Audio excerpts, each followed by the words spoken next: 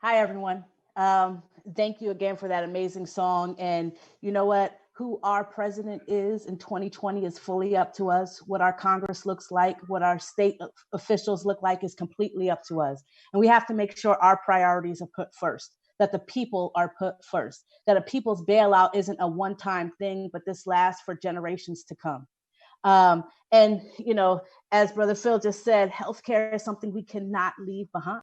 The majority of us know that there are problems with our current healthcare system. Shoot, we knew it before COVID-19 hit. And it just showed us that the fissures that we thought were in our systems were actually great caverns. And they need to be fixed, they need to be filled. We need to be healed. Uh, and these disparities, they run deep, they run through all of our communities, but most especially in communities of color. Black and brown people have felt these disparities for generations.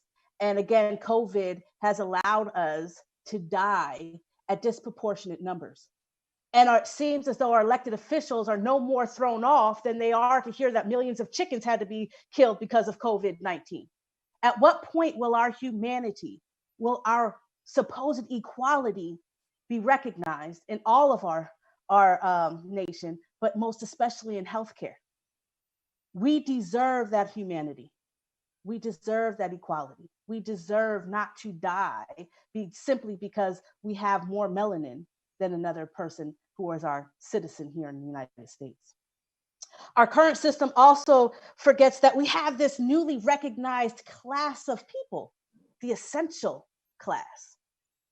And those essential workers, by and large, are those who are without insurance or with inadequate health insurance. How can you be deemed essential and then let die?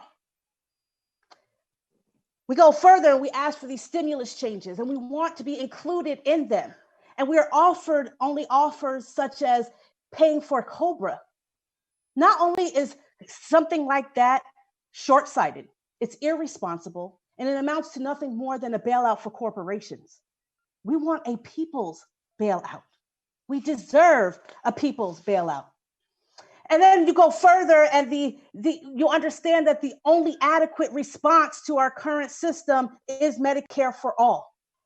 We understand that the only adequate response to healing the brokenness of the COVID-19 is Medicare for all. Medicare for all is the improved and expanded healthcare system that makes sure all of us receive the proper healthcare. Not just that we have access, but that we can actually afford to use it, because guess what? We all have 100% access. But if we can't afford to use it, it's useless. Medicare for all is the proper thank you to our essential workers who are bearing the burden of the COVID-19. You see, they keep us going. But part of the reason they're working so hard is because we had this broken system. I'm a veteran, and I get tired of people saying thank you for your service and knowing that veterans are left behind. It's the same thing with our essential workers. Stop saying thank you and not providing what they need to be essential tomorrow and the next day. Remember that community health equals individual health. You do better when we all do better. And so what I say to you is this: for the traditionally oppressed communities, for essential workers, for the indentured servants forced to work for healthcare. Remember, any of you who have healthcare right now, you're essentially indentured servants working for your healthcare.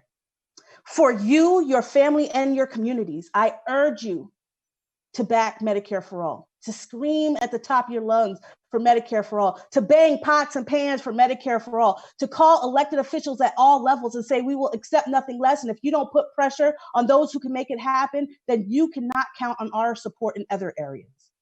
And I urge you to demand a people's bailout. Thank you. And let's keep fighting people.